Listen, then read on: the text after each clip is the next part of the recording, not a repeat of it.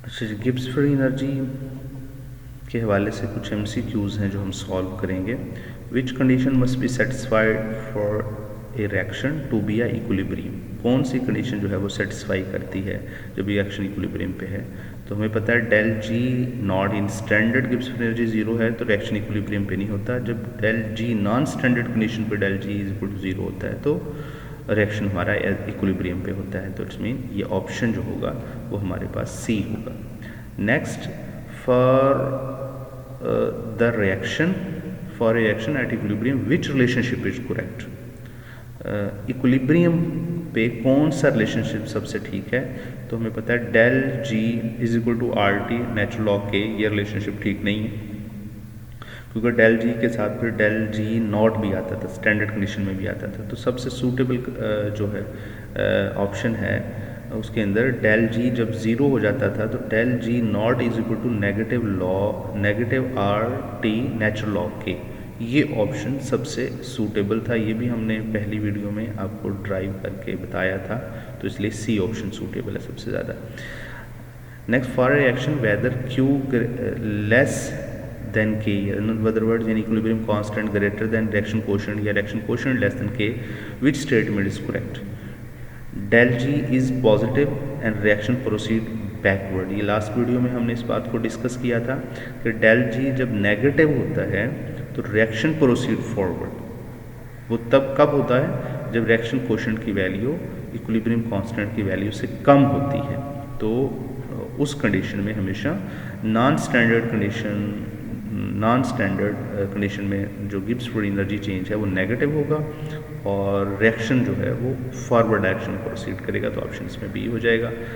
तो हमारे पास नेक्स्ट जो है विच टर्म इन इक्वेशन, हमारे पास इक्वेशन है डेल जी जो कि हमारे गिब्स फ्री एनर्जी और इक्विलिब्रियम कांस्टेंट एक्सप्रेशन के रिलेशनशिप को शो करती है। Del G is equal to del G not plus R T natural log Q.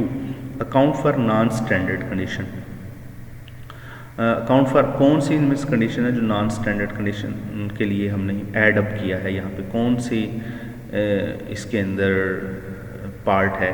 तो definitely are T natural log Q जो है, तो ये वो पार्ट है, ये वो हिस्सा है जो हमने नॉन स्टैंडर्ड कंडीशन के लिए काउंट किया हुआ है।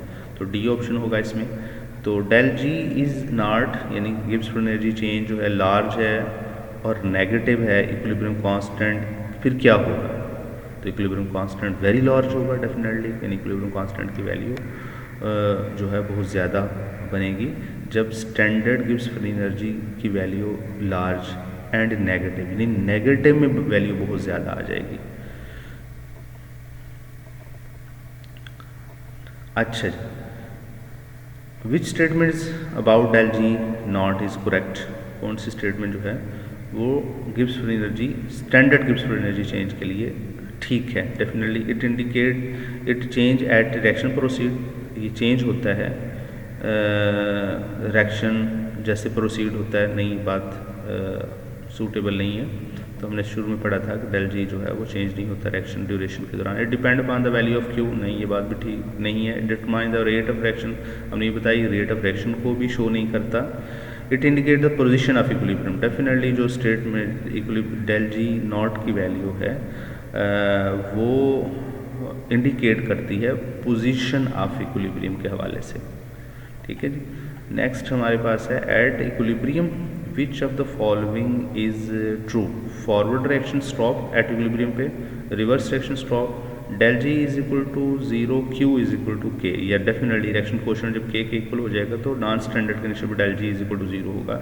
Del G not is equal to zero का मतलब ये नहीं है कि रिएक्शन इक्विलिब्रियम पे है, बट नॉन स्टैंडर्ड कंडीशन में del G is equal to zero का मतलब है कि रिएक्शन आपका इक्विलिब्रियम पे है। ठीक है जी।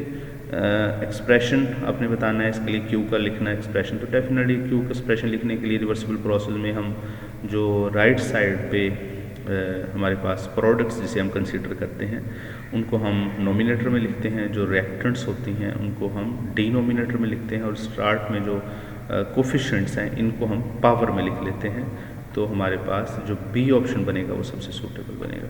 ठीक है, उम्मीद है आपको ये MCQ सारे के सारे समझ आ गए होंगे। नेक्स्ट हम वीडियो बनाएंगे आपके लिए इनसे रिलेटेड कुछ न्यूमेरिकल या प्रॉब्लम्स लेके आएंगे, उनको सॉल्व कैसे करना है।